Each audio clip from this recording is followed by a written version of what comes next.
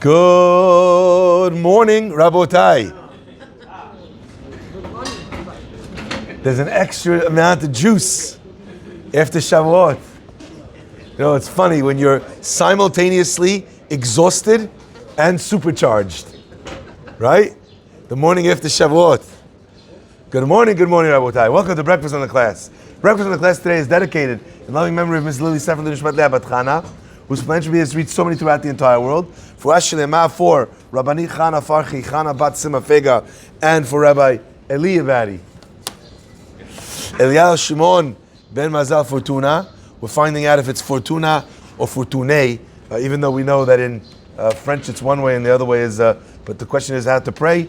So someone will let us know if it's Fortuna or Fortuné in the Tehillim. As well, dedicated in loving memory of Victor Megidish, Alav Shalom Linu Nishmat Victor Ben Amos and Huta, sponsored by his sister Tamar Megidish. Also, Breakfast in the Class is dedicated in loving memory of Joe Doer, Alav Shalom Linu Nishmat Yosef Ben Chinya. May his neshama have an aliyah. And thanks to the rabbis for their beautiful words of Torah every day, Claudia and Marcus Doer and family, and Mabruk on the wedding.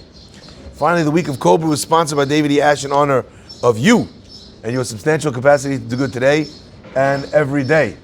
We are joined today by a long-term listener from the West Coast and a first-time attender, Zaku Baruch to Sherwin, Matian.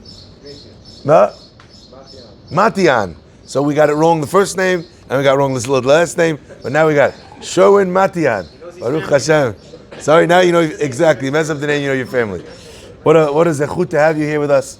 It's good to hear that we have people listening on the opposite side of this country, and to know that they're being serviced by some great Chazak rabbis out there too. Rabbi Ari Ben Shushan. Is that true? Okay, excellent. Shout out to Rabbi Meir Sultan as well in the valley, for all he's doing for Chazak in the valley as well. Please only answer Amen if you're listening to this live. Baruch atah Adonai, Eloheinu melech haolam, she'akol niyad baro. Oh, thank you. Thank you very much, where is he? Thank you very much. Hazav Baruch, Manuel. Okay, let us begin. We are now in Parshat Nasso. And in Parshat Nasso, we have a beautiful limud. Just telling Avi a minute ago that this is the week of Birkat Kohanim. We read about Birkat Kohanim, where the Kohanim bless the Jewish people. Yivarecha Hashem v'yishmerecha. Hashem should bless you and protect you. Ya'er Hashem panav elecha v'chuneka. Hashem should shine His face upon you and grant you v'chuneka, and grant you grace. Interesting expression, what that means, v'chuneka. And finally, the last of the berachot is Yisa Hashem panav elecha. Hashem should lift His face towards you. V'yasem lecha shalom, and God should place v'yasem lecha, and He should place peace upon you. We have a lot to talk about in Birkat Kohanim, but today I want to talk about something which is a little bit elusive, something which is hard to understand. You tell me God's going to bless me, I get it. Protect me, I get it. Give me shalom, I get it. What does it mean that God's going to shine His face to me, right?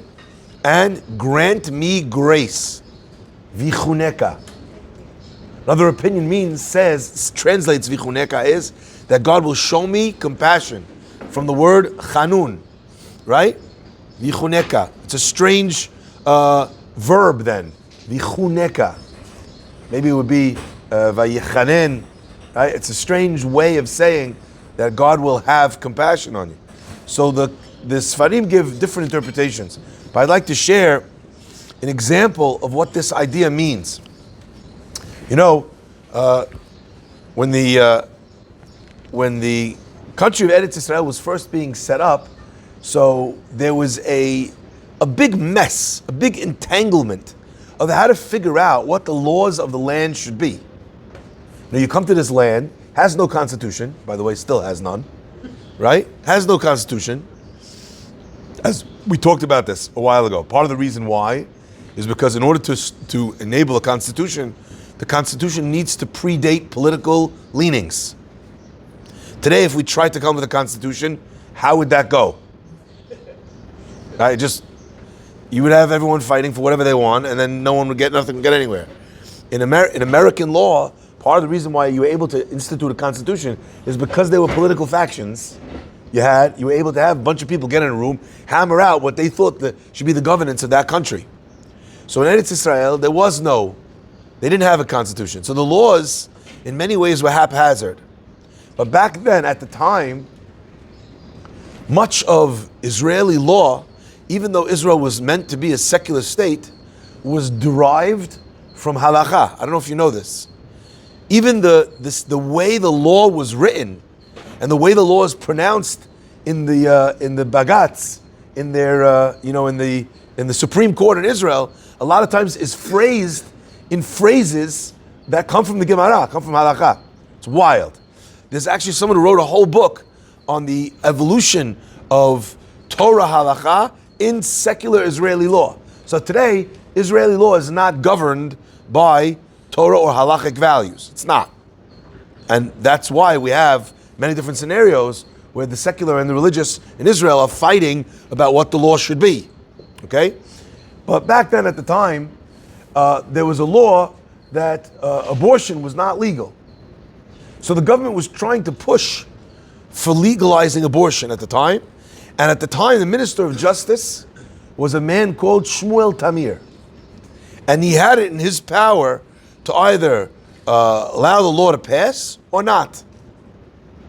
Anyway, at the time, the rabbis thought they have to send a delegation to the minister to try and tell him that, this idea that abortion should be legal in every case, it's against Torah law.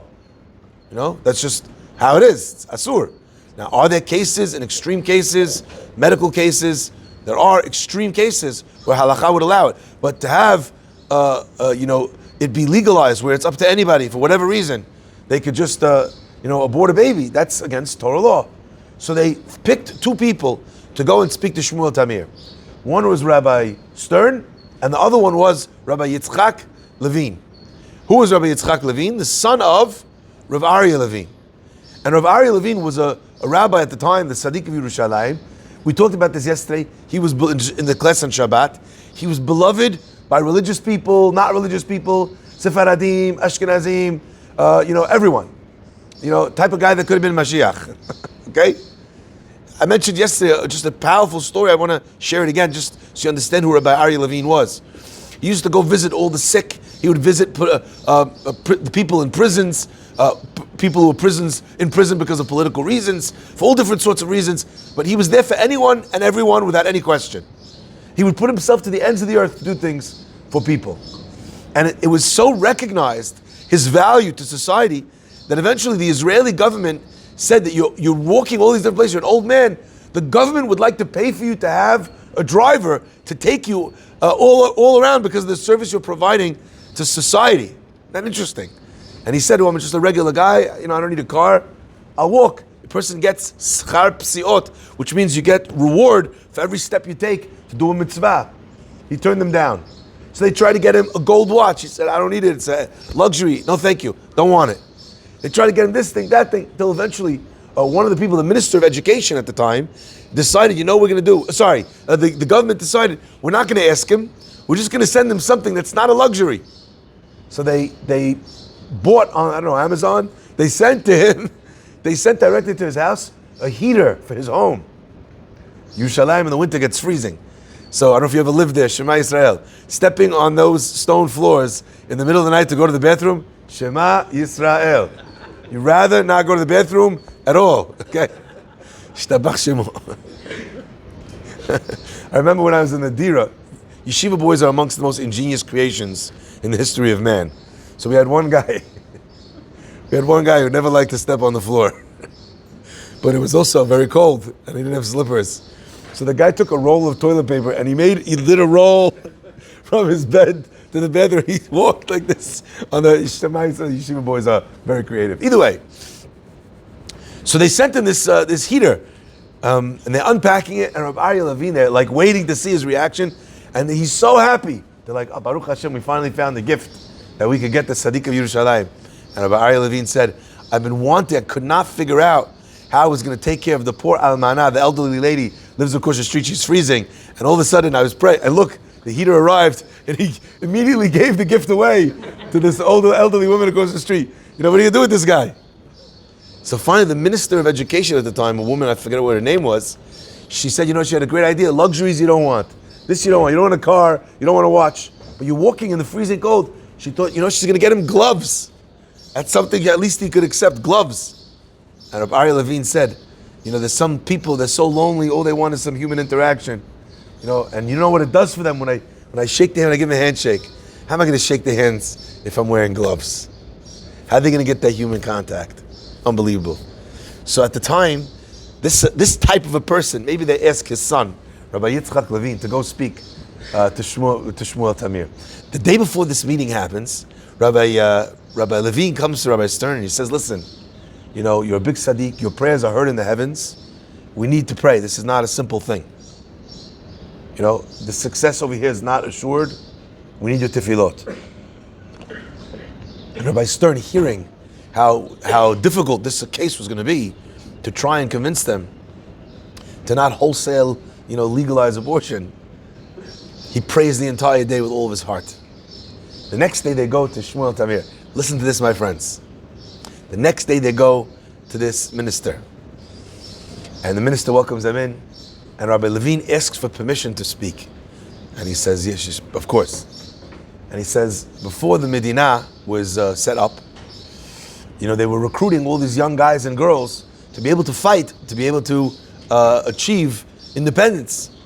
And there was a young woman from a religious family who had kind of got swept away into, the fervor and whatever, and maybe she wasn't as religious as she once was. And she met this man who was also one of the fighters, also wasn't religious, but he was maybe even less religious than she was. And they got married. And she became pregnant. The husband, who wasn't a religious man, said to his wife, we're young, the Medina is just starting, it's not the time now, I want you to get rid of the baby. She didn't really care one way or the other, but she knew her parents, the family which was religious, was going to go bananas. So she was a little bit torn between her husband, who wanted her to get rid of the baby, and the family, which would lose their minds, would be so upset, would be sitting in mourning, if you will, for the loss of potential life, especially after the Holocaust, where every Jewish baby was fulfilling and taking the place of one of the 1.5 million children that were murdered during the Holocaust. At that point, people felt that it was a holy responsibility to have as many Jewish children as possible to replenish the ranks of Am Yisrael. So it was even more of a touchy subject than it is, today. So they called, of all people, Rabbi Yitzchak Levine said, they called my father, and they said, maybe you could go speak to this woman and explain to her the importance. Maybe you could convince her. People love you, even religious, not religious, who knows, it's a difficult situation here. Anyway, he says, of course. The rabbi travels to this house, knocks on the door, woman lets him in. He sits down in the dining room table with this woman, and he just starts crying. And he's crying 5 minutes, 10 minutes, 20 minutes, half hour, trying to calm him down. Crying. She knows exactly why he's crying. But there's nothing she could do, nothing she could say that's going to stop the rabbi. And the rabbi is heartbroken. You could see that he's genuinely upset about the potential loss of life that's going to occur. Crying, till finally the woman says, Rabbi, I swear to you, I won't abort the baby. Just please, I can't see a holy man like you crying like this. When he heard finally that the baby would live, Rabbi Ari Levine was happy. He stopped crying and he left the house. The woman gave birth to that baby, and that baby's name was Shmuel Tamir. The minister, his mouth is hanging open. On the spot, he gets on the phone, he calls his mother, he says, is this true? And of course it was. And he's shaking, and he swears, I swear, he says, that as long as I'm minister, this law will not pass in Israel. They leave the house, and Rabbi Stern turns to Rabbi Levine, and he says, you had the ace in the hole in your pocket the whole time. You knew that story. Whip out this thing. You want to legalize abortion. This will be you. You knew you had the ace in the hole. You go tell me, go pray. As if you don't have the story as a foregone conclusion. Rabbi Levine turned to his his partner, his compatriot, and he said, story like this, story like that. Nothing goes through without prayers. And I was thinking about this story, and it reminded me of our question that we had today. Yivarecha Hashem v'yishmerecha. A person might have in their life many blessings, but there's things that if you don't say it in the right way, if it's not taken in the right way, what happens? Your ace in the hole goes nowhere. Well, you're coming here trying to make me feel guilty. It could have went that way, right? He could have gotten angry at the rabbi. I mean, you're using my personal story. You don't know how it works. Without tefillah, you don't know how it works. And what does the tefillah do? That is what Chazal are talking about when they talk about chen. Chen means two people walk into a business meeting, make the same exact pitch. One, the boss says, something that's very interesting. The other guy, same thing. I don't know. I'm saying one step further. Yes, it's how you say it, not how you say the pitch, how you said the prayer before you said the pitch. That's how you say it. Without the prayer of Rav Stern, said Rabbi Yitzchak Levine, this story goes nowhere. Without the, the tefillot that a person has, the best pitch in the world falls on deaf ears. And again, sometimes we think we have the ace in the hole. I'm going to go to the person, I'm going to ask for a raise. And you know how I'm going to explain to him? It's going to take him 3 people to replace me. I do this, I do this, I do this. If you don't give me a raise, I'm leaving. And you don't know, I do the job of 3 people. I do the books, I do, recruitment, I do, you're going to have to pay 3 salaries. You may as well pay 2 salaries. One guy makes that point. The boss says, you're right. I'm actually saving 1 salary by paying you 2 salaries. Another guy fires him on the spot, goes back afterwards, says, I hate these people who are so arrogant. Is your pitch where you're convincing me to get a raise, is it arrogant or is it practical? Which way did it get taken? That's the difference between something that's said with chen versus something that is not said with chen. We're learning Gemara Megillah. We are exactly on this page. The Gemara tells us that Esther had a greenish complexion. Not olive, sorry. Not olive. Not mocha. Green. In the class we called it lizard. Yirak, that's what it says. And the Gemara says that still Achashverosh chose her. Now, some of you are thinking, I don't know what the dating market was like in ancient Persia. Maybe, green was all he could get. Maybe they were marching in the streets, Green Lives Matter. I don't know. But unfortunately, that's not actually what was going on. Achashverosh literally had his guards go and take every Na'ara, Betula, everyone, Yifat Mareh. And then Chazal tell us he even took the married women. This man pulled into his harem the most beautiful women, not in his kingdom, in all the kingdoms, in all the world. He did a Miss Universe pageant and then took all the girls and stuck them in the harem and decided one by one to be with them and see who's going to choose. And who does he choose? An elderly green woman, Hazaku Baruch. Why? Because Chut Shel Chesed Mashach Alea. A string of chesed, a thread of chesed was pulled across Esther. And Vatihi Esther Nosa'at Chen. Unbelievable. And Esther finds favor in the eyes. Why is it like that? That's this beracha. My friends, when you have to have a difficult conversation with your children, when you have to have a difficult conversation with your wife, how do they take it? You have to tell your wife she's spending too much. You can't afford it. You're making less money. You didn't want to tell her. Business is not as good. How does that conversation go down? You need to talk to your kids about the fact you're not happy with their behavior. That conversation goes 2 ways. One way, the kid takes what you said and becomes stronger. Starts going to shul, starts learning, shapes up, stops taking, turning to alcohol, to drugs, barminan. One conversation with the dad goes one way. The other one, exact opposite. That's what you think of me? All right. I may as well stop trying. You're thinking you were trying, right? How does it go? You cannot decide that your words will be taken with chen. Who decides that? HaKadosh Baruch Hu.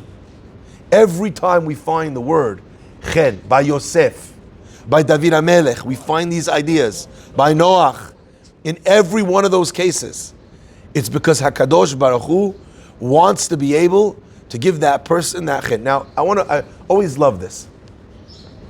Noach matzah chen.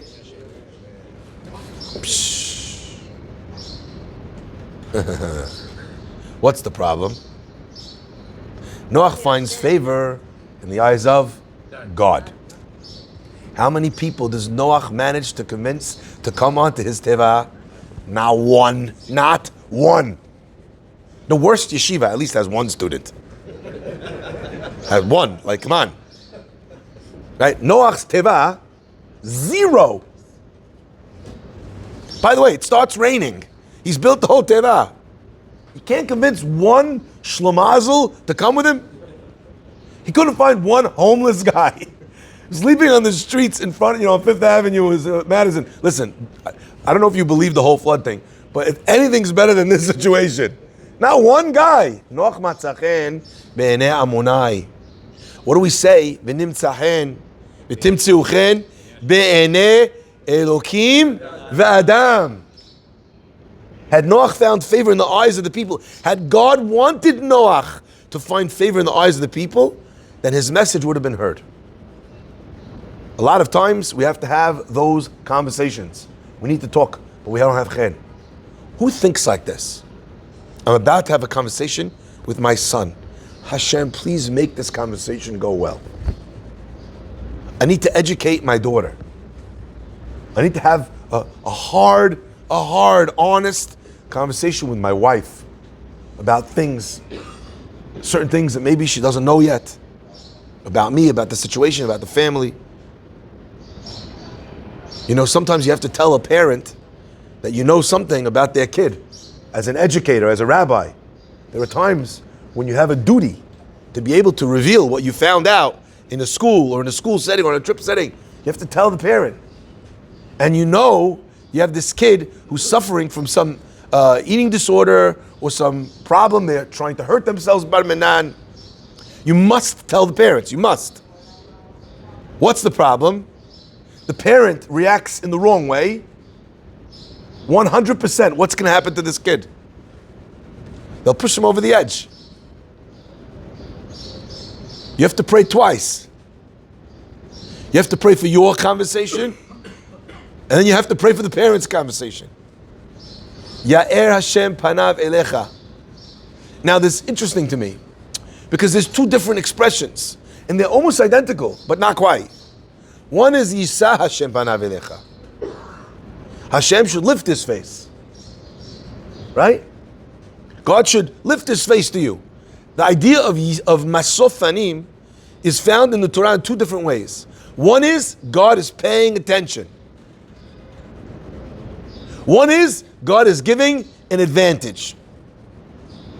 Like it talks about by a judge, that a judge, should not show favoritism. What does it call that? Lo yisa panim, lo yisa panav, right? Same idea. The Gemara asks about God. V'chi'ika masof fanim lefnei HaKadosh Baruch Hu. Is there favor in front of the eyes of God? God says a judge should not be blinded towards one side. That idea is masof fanim. Now listen, my friends. That's the Yisa. Yisa means Hashem lifts his eyes. He chooses to turn up or to one side. Ya'er is a whole other thing. God lights up his countenance. He brings light. That is the concept of chen. Light always references in the Torah understanding. Right? The Torah is compared. Kiner.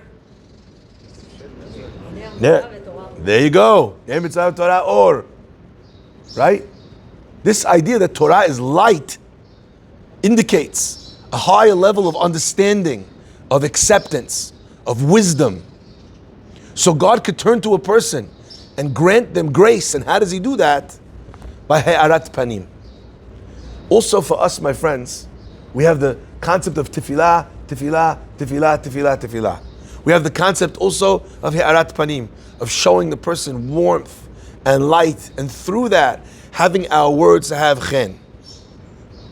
You know, some parents think that the way to get a message across is by giving hard truths.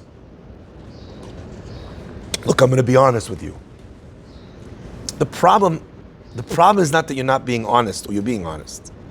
The problem is, have you cushioned the truth enough that the child, the wife, the husband, the parent, the sister-in-law, have you cushioned the truth enough that they're able to take it? And that does not mean by minimizing the truth. It means by cushioning it. One of the ways that a person achieves chen is, we know there's a trick that a person can use. Chazal tell us, kimayim panim el panim, like water face to face, so too is the heart of a person, la adam la adam. So too is the heart of one man to their friend. You look in the water, you see a reflection. Whatever face you're making in the water, that's the face that's on your face, right? It reflects it. If a person comes to someone with love, what happens? What do they engender in the other person? The love. If you're angry, you walk up to someone, hey, I need to talk to you. Already the guy's like, what are you talking to me about? You don't even know what you're talking about yet. Kimai panim el panim. So if a person's trying to find favor in the eyes of someone, how do you beat the system? You show them that they find favor in your eyes. Did you ever think about that? When you give someone a compliment, what are you saying? I respect you. I appreciate you. I notice something positive about you.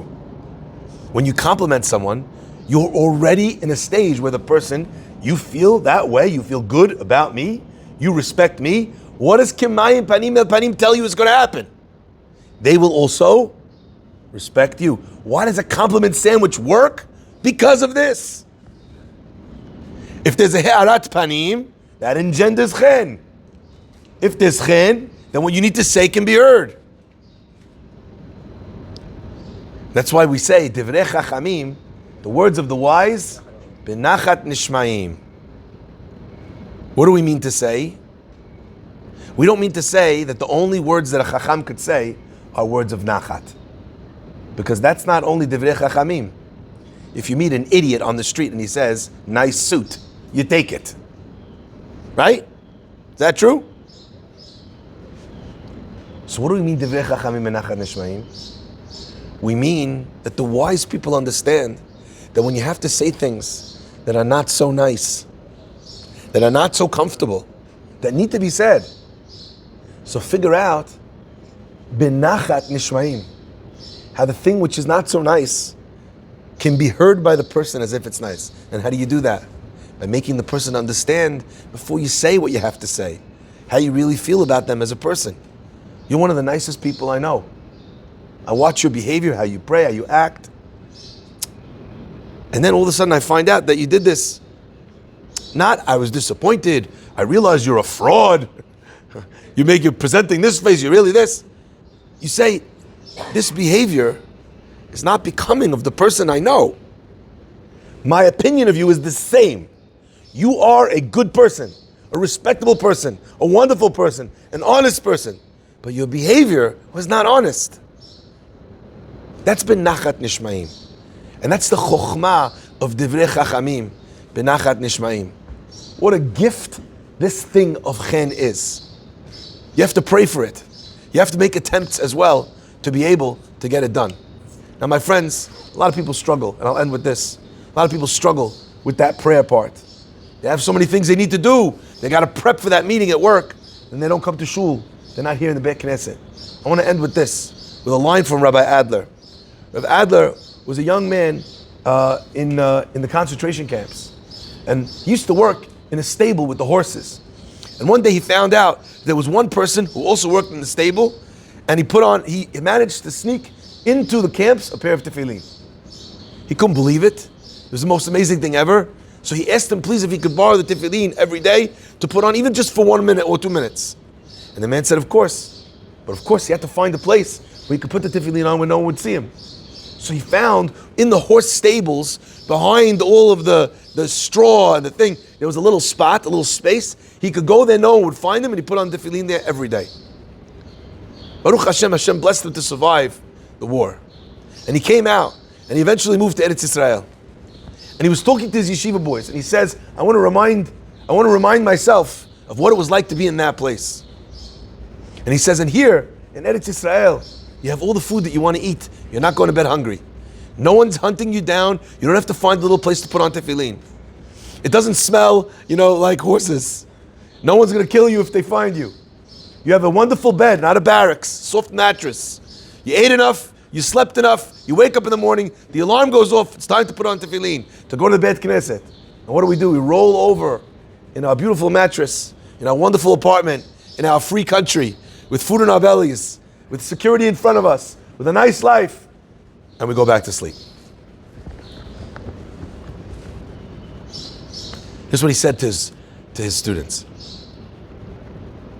And he inspired his students all the time to be able to do more, to be better, to recognize how lucky we are. How lucky we are. How easy we have it. And then he said to them, but easy has consequences. If I didn't put tefillin on back there, what would Hashem have said to me? Probably nothing. But what will Hashem say to us when our mitzvot are so easy?